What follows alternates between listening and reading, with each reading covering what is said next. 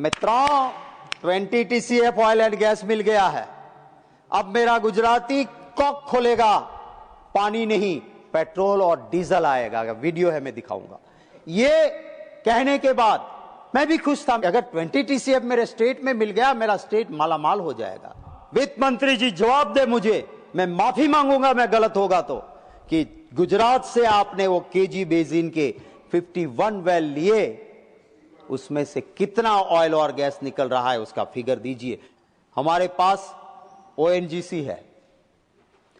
बहुत मेहनत करके आजादी के बाद पंडित जवाहरलाल नेहरू जी से लेकर आई हुई सरकारों ने इसको ताकत दी और हमने हमारी भूमि से क्रूड निकालने के लिए पूरी मेहनत की।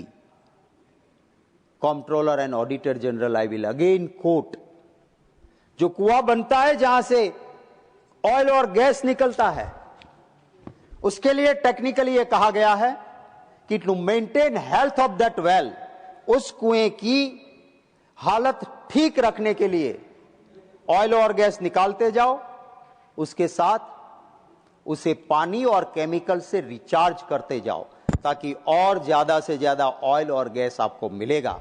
अब CAG की रिपोर्ट कहती है कि सरकार आने के बाद जो कुएं की हेल्थ के लिए, ऑयल एंड गैस के लिए जो कुआं था उसकी हेल्थ मेंटेन करने के लिए जो काम होना चाहिए, उसमें भ्रष्टाचार हुआ।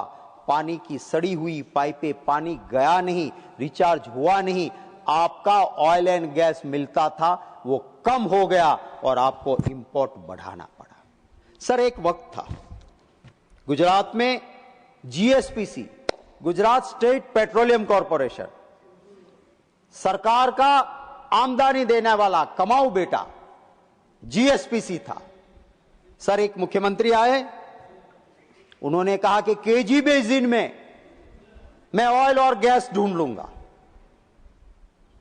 सर, केजी बेसिन में 51 वेल किए, ऐसा कहा।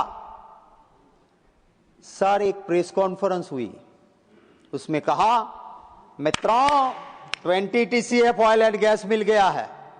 अब मेरा गुजराती कॉक खोलेगा, पानी नहीं पेट्रोल और डीजल आएगा। वीडियो है, मैं दिखाऊंगा।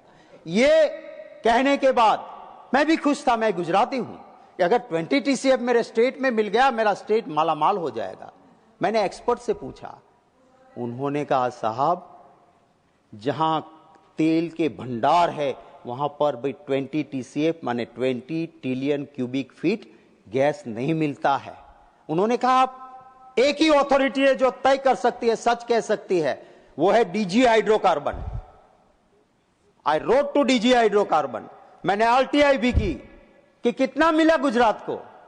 DG हाइड्रोकार्बन का जवाब आया, कॉमर्शियली वायबल जीरो, एक बूंद भी नहीं। और एक और कहा जाता है कि 20 TCF मिला। सर, कैग ने लिख के दिया, 17,000 करोड़ मेरे गुजरात के उस केजी बेसिन में डाला, 1 रुपये का फायदा नहीं हुआ। और वही GSP के कुएं, वही मुख्यमंत्री यहां आ गए तो वो सारा दे दिया ONGC को, और GSPC का वो मरा हुआ। मैं चाहूंगा वित्त मंत्री जी जवाब दे मुझे, मैं माफी मांगूंगा मैं गलत होगा तो, कि गुजरात से आपने वो केजी बेसिन के 51 वेल लिए, उसमें से कितना ऑयल और गैस निकल रहा है उसका फिगर दीजिए। क्योंकि कहीं कमेटी की बात तो मैं नहीं कर सकता, PSC में मैंने पूछा था, कुछ नहीं निकल रहा है। क्या ये इस तरह से सरकारें चलती है? सर, GDP की बात करते हैं।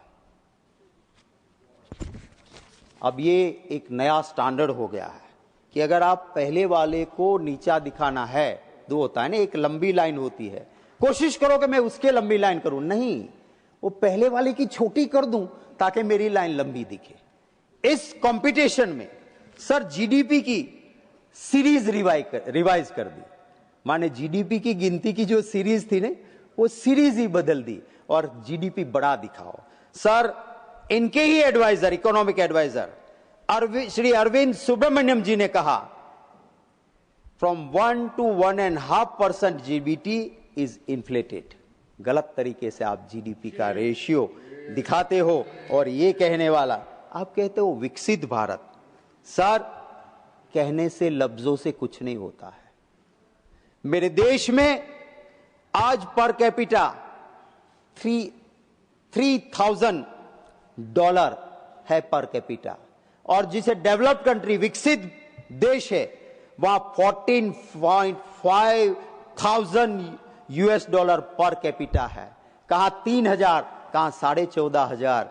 और आप इसको ठीक करने की बजाय सिर्फ अपनी पीठ पे अपनी शाबाशियां देते रहेंगे हम, तो सर इससे किसी का भी भला होने वाला नहीं है।